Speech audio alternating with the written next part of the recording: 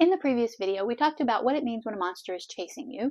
And in this video, we're going to talk about what you can do about it when you've had a dream of a monster chasing you. You don't have to just go around with this terrible feeling. Monster dreams tend to be nightmares, and so there is a way to work with your nightmares, to interact with your dreams in such a way that you can have fewer nightmares. And that's what we're going to talk about in this video. Hi, I'm Karen, and I dream a lot, and I like to study and talk about dreams and dream interpretation and interpret dreams for people. If you have had a monster dream, or if you like what I'm talking about in this video about how to reimagine it, please go ahead and put a comment below. Thank you. So if you've seen any of the other videos on the channel about nightmares, you understand the idea of reimagining a nightmare. This works most for people who have run-of-the-mill nightmares, but it can work for people who have PTSD nightmares as well. It does take longer to work with a PTSD nightmare situation. But if you have nightmares in general and you don't want to go to sleep because you're having nightmares, there is something you can do. You don't have to suffer. You can work with your nightmares in the way that I'm getting ready to describe, and it will help you to have fewer nightmares, and then you won't be worried about going to sleep. I will put in the comments below some other resources for learning more about dealing with nightmares. So we talked about in the previous video that if you have a monster chasing you, it can be something within you that you're afraid of, or something in general that you're afraid of, but it's generally probably something maybe very powerful and very strong within you that you are afraid of, or something that you would say is ugly or that you don't like, but it may be that only you dislike it and other people are fine with it. Something is chasing you. What do? You've woken up, you were scared, it was scary, and either you've just woken up or you've had it a day or two earlier today, a couple days ago, and you still are thinking about it and you're like, what was that all about? So the first thing you want to do is write down, had a monster dream. That's all you need to do is write it down. Maybe they were chasing you. Generally in monster dreams, they're chasing you. There's not a whole lot else that happens. There's not like a big plot. There's not things happening or other people there. But if there were other people there and if there were other things that happened, you can write that down somewhere. A dream journal, I recommend, of course. But if you don't have a dream journal, just write it down in a notebook somewhere to get it out of your head. And you may want to go back to it later when you find out about this technique I'm going to talk to you about to find out what it was. What did the monster represent? After you've done that, you want to remind yourself that dreams are not literal. And now it's easy to know that with monsters because we don't see real life monsters in our waking life. But sometimes we have dreams where we think that, oh, this means something's going to happen to me in waking life. Or we wake up feeling like it already really did happen. And it's just a literal symbolic picture, metaphor of something we're facing in our waking life. So remembering that can help lessen the intensity of nightmares when you have them, or even of weird dreams. Next, you want to take some deep breaths if you already just had the nightmare. If it's been a while, deep breaths don't hurt. So take some deep breaths. I like to breathe in and then with a deep breath and then breathe out even longer. That really calms your body and helps you to do this next part. So the next part you can do by yourself, or you can do with someone if you want, especially if it's scary. It can help to do it with someone. But you're going to just reimagine the dream and you're going to go into it in your imagination. You can do this in your imagination. You can do it in a journal and write it out. And you can do it sitting down. You can do it lying down. You can do it taking a walk, working in the garden, driving, like anything. It's better to do it if you can be alone, though. I don't know. I mean, you can do it if there's kids and dogs and everybody all running around, but it'd probably be a little harder to do it then. So you want to have a little bit of privacy and a little bit of quiet. And what you want to do is you're going to go into the dream and you're going to reimagine it.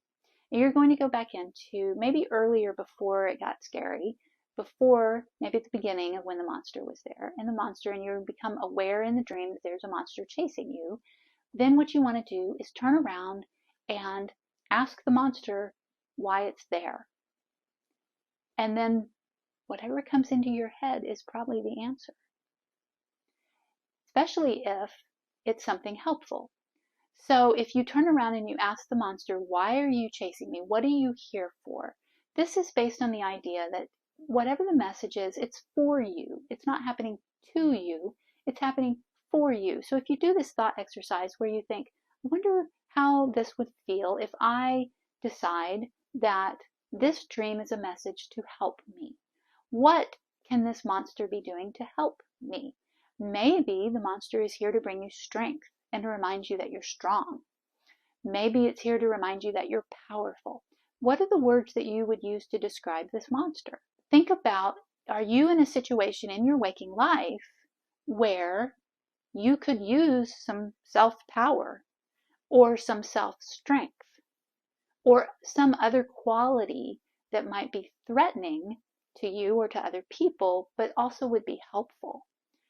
That's kind of what a monster represents, and you want to find out, what is it? What situation is this monster here to help me with? What aspect of yourself are you afraid of? So if you saw the first video, we talked about that sometimes the monster represents something within you that you're afraid of. Is there something that's been coming up for you lately in a waking life situation, and you're afraid to step into your power? Maybe you're afraid to speak up, but you know that you can, or you're afraid to take an action, but you know that you can, but you're afraid of something within in you. Maybe you're afraid of your anger. Maybe your anger is here to help you and not to hurt you. What is there within you that you might be afraid of? That might be the answer when you ask the monster, what is it you're here for?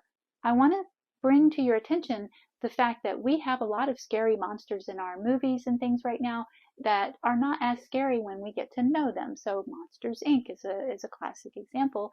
Sully is scary. He's the best scarer on the team, and yet he's just a ball of fluff and very, he doesn't really want to scare children anymore, right? And that's kind of the idea behind what you're doing in your reimagining. Who is this monster? What is it that the monster is really like? Not just the scary outside part, but what's the monster really like on the inside? And often when we do these kinds of exercises, we don't listen to the first thing that might pop up, or something that's happening in our late waking life that we're not paying attention to. And maybe all of a sudden when you ask that question, monster, what are you here to show me? And this thing pop, oh, I remember I was, in an argument with my brother, and whatever, something like that. Not that you're going to hurt your brother, but maybe you decided not to speak up about something that was important to you, and the monster is here to remind you that you can speak up. So that kind of thing. Where in your waking life could you use some strength and some power and maybe some ferocity in a good way? Not in a way that's going to hurt people, but in a way that's going to help people. See what the monster says to you. Now, if you've done that part of the exercise, which can be useful and helpful, the next thing you can do is you can reimagine the dream forward a little bit and have something different happen. So maybe the monster does come up to you, it tells you something, and y'all shake hands. Or the monster turns into a puppy.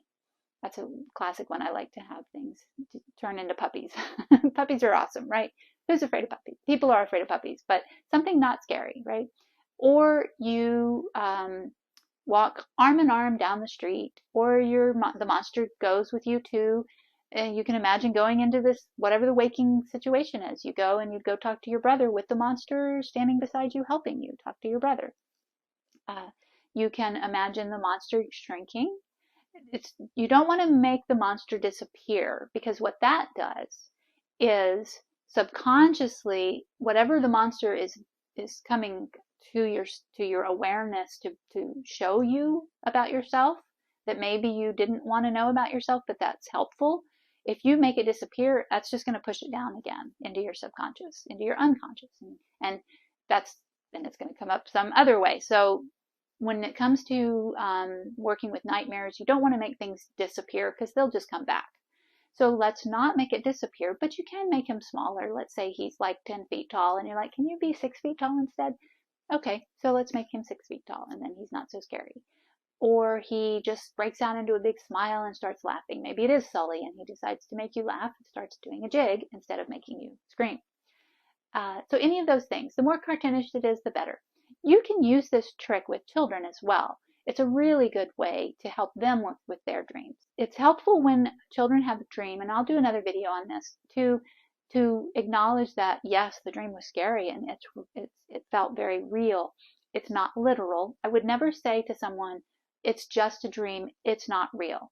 Because what that does is it discounts the dream and the feelings they had with the dream, and it can make it so that they won't recall their dreams. And then you become an adult and you're like, I wish I could remember my dreams. But you learned when you were a kid, oh, dreams don't count, I'm not going to remember them. But dreams are very important, and they can help you a lot. So please try not to say, it's just a dream. I find myself sometimes saying it, and I correct myself. It's not that it's not real, it's that it is symbolic.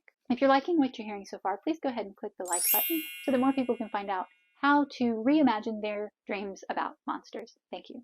If you didn't see the first video in this series on what it means when you dream about a monster, go ahead and click that video now. You can follow me over on Instagram at Caryndreams. Please go ahead and subscribe to the channel because there are new videos every week, and I will see you in the next one. Thank you.